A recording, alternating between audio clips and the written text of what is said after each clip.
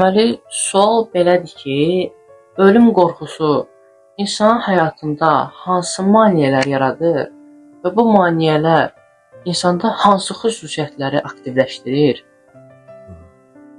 Ölüm qorxusu ümumiyyətlə elə özü, əgər qorxusu varsa elə adından bəllidir ki, əgər ölüm qorxuya çevrilirsə artıq bu elə özü maneədir.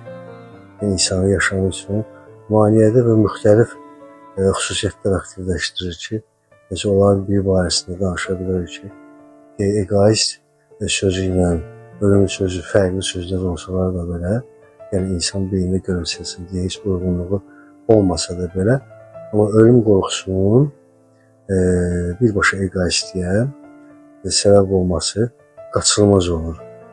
Çünki insan əbədi yaşama fokuslu, yəni bir çox insanlar faiz etibarıyla demək olar ki,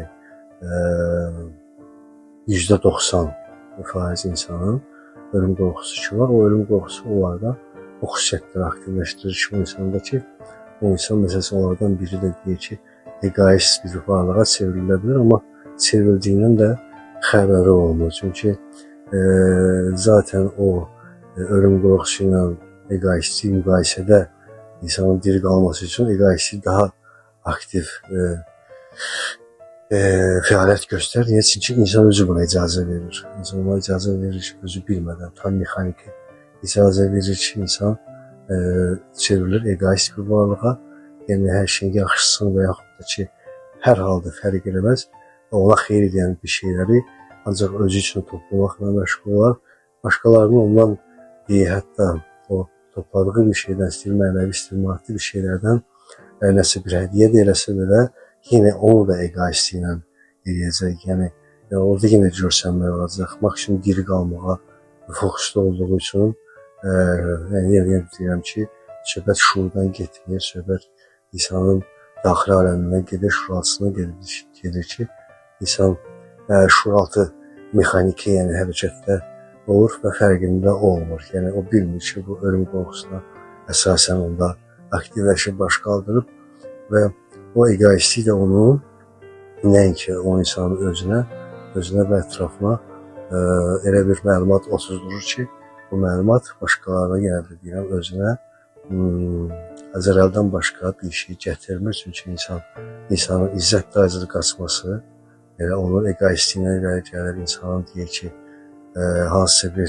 sferada görsənmək istəyi, o da elə egoistlikdən irəli gəlir. Çünki insan düşünmədən, yəni özünü kəşf vermədən, yəni öz həqiqətini anlaşmadan, yəni başa düşmədən hərəkətdə olanda demək ki, onun ən asan və çox alternativ və yaxın yol egoistliyi bilir. Egoistlikdən o xislətdən, yəni o xüsusiyyətdən hərəkətə keçəcək ki, o hərəkətdə yenə deyirəm ki, insanı mənəvi və maddi sferada elə bir şəkildə inkişaf elətdirər, öz gözünü inkişaf elətdirər ki, insan fərqində olmaz ki, ümumiyyətlə bu hal onu egoistliyi ilə müqayisədə baş verir. Yəni, bu egoistliklə müqayisədə baş verən hadisələrdir ki, birbaşa ölüm qorxusuna bağlıdır. İnsan özündə ölüm qorxusunu əgər həll edəsə ki, özündə olan xüsusiyyətlər, hallar, ətrafda baş verən hadisələr heç biri onu dərin narahat edə bilməyəcək. Çünki o əminliklə bilir ki, insan yox olmayan varlıqdır. İnsan həmişə dediyimiz kimi təpədən dırnağa məlumatdır, informasiyadır. Yəni, onu heç nəylə yox eləmək mümkün deyil. Onun fizioloji, hətta ölüm baş versə də belə insanı deyək ki, dəfn edəndən sonra yenə də insan var olmağa davam edir. Çünki onun xisləti, yəni yaradılışın ən gözəl olması elə onunla irəli gəlir ki, insan yox olmaz varlıqdır və möhtəşəm məlumatla gözəllik qanunu əsasında yaradılıb tətbiq olunur. Ona görə də onun fonu itmir. İnsan fonu həmişə qalmaqdadır. Yəni, fon olaraq bu mənada yox ki, kölgə. Yəni, fon, kölgə bu mənada ki, yəni diri olan halda qalmaqdadır. Qalır və dövriyyənin tərkib hissəsinə keçir.